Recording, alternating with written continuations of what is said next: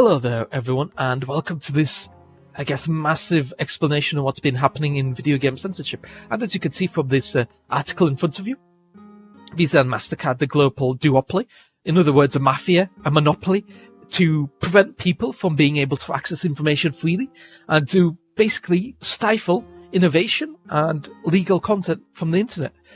And this is by Peter Westberg.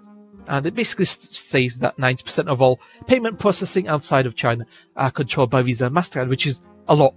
And how payment processing works is that you have three people. You have the person paying, and then you have the person receiving the money, and then you have the payment processor, which basically moves the money between the two people. And that's very important, because without payment processors, your local stores and your big stores won't work. This is how it works unless you got cash that you pay in person. So this is a really simplified version of how these payment processors get to dictate what they can and cannot. Because how this works is that if they have a monopoly, they can prevent transactions from going through, because they will simply refuse to process it. And especially for online stores, where your only method of payment processing is through Visa and Mastercard, if you get banned by those two, then you're in a lot of trouble. And a lot of Japanese companies are currently experiencing this.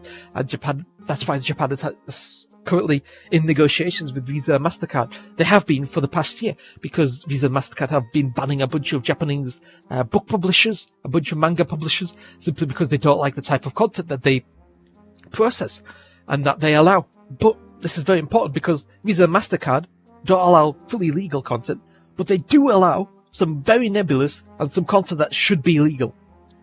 Number one, Roblox. And specifically this person by the name of Schlep. Schlep finds illegal content on Roblox, specifically predators, and he basically gets them arrested by talking with the FBI, by talking with the police. He gets them arrested in person. He gets enough information on them, and then the police catch him, the predator, and they get arrested. It's as simple as that. But for some reason, Roblox doesn't do anything about it. The only time that Roblox does act is after the predator has been arrested. And they have even gone so far as to ban Schlep and calling him a vigilante.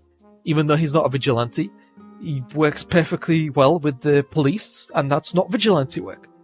So I don't know what Roblox is even thinking, but Roblox gets their payment processed by Visa and Mastercard. Even though Roblox 100% has illegal content on their website, yet they don't get pushback from Visa and Mastercard. But on the other hand, you have games like Fear and Hunger, which get banned off of store pages, and store pages get threatened by Visa and Mastercard just for hosting this game. This is a bit of a joke. Yeah, this is a bit of a joke character, but this is a body horror game that's a turn-based RPG, and it's for adults. It's rated for adults. It's, you can't access it if you're a child. And the whole point of this is that it's a very deep story about characters and their internal struggles, how they survive in a gothic world. It's a very difficult game that challenges you both mentally and psychologically. It really plays on your, fears. Some of these monsters are quite scary, and the people behind them have just as terrible backstories, which is why they're there in the first place. And the entire game is, for all intents and purposes, fully legal. But what isn't legal are films like Cuties, which I don't even really want to talk about, but it's about children dancing. It should have been illegal. And that brings us on to some other stuff, like Saturn Devouring His Son. This is very similar to Fear and Hunger, and it is fully legal. So what's the difference between these two? Between this horror and this type of horror? They look very similar, don't they? And yet, for some reason, this one gets banned, and the other one is allowed to exist. For now, that is. Because Visa and Mastercard might prevent payments for art that they deem damaging to their brand. Which is why Fear and Hunger got pulled, because this is damaging to Visa and Mastercard's brand to allow this game to be sold. Now, Steam was able to retain this game on their store page because Steam has got some competent lawyers behind them.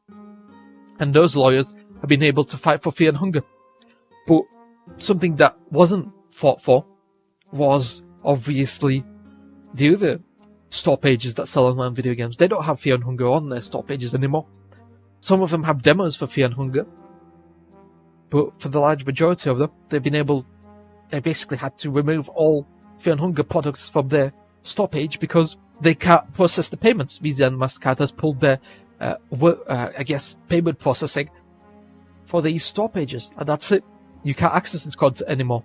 So how long is it until you won't be able to buy something like Saturn, Devouring Your Son, artworks? How long will it take before this gets banned? Meanwhile, stuff like the Olympics, this was shown on live TV, a debauchery of the Last Supper. Here we go, fully allowed. This is not actually his balls. He's actually got a Speedo on, believe it or not, paint in the blue colour. Well, he's painted blue with glitter. And this was sponsored by Visa. So yeah, the Paris Olympics, sponsored to you by Visa. Very nice. And I just have no words for this. Because this gets allowed on public television for all children to see, without any restrictions or anything. Yeah, fully legal content for adults that challenges your psyche, that actually makes you question the people around you due to their life stories. That gets banned. Things like this are going to get banned in the near future. It's just a horrible situation that Visa and Mastercard are creating, because they got a monopoly, they got a mafia, and there's nothing that anyone else can do about it. So that's why I recommend that people call in on Visa and Mastercard and they question their policies. Why is something like this, the Paris Olympics, with this that was seen by adults and children alike, indiscriminately allowed to go through, but things that actually enrich society, that actually make you question your life, make you question the people around you, get banned. So I guess that's my rant over.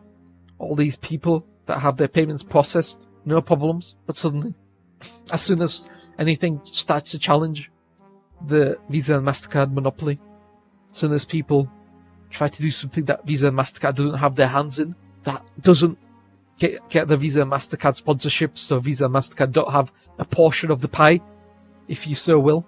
As soon as this comes out, Visa and Mastercard suddenly put the ban hammer on it, and you can't access it anymore. So if it's not supported by Visa and Mastercard, it's suddenly banned. It's an absolutely horrible situation. I guess there's no other way around it. Don't forget to leave a like, subscribe, and I guess we'll see where this world ends up in a couple months' time.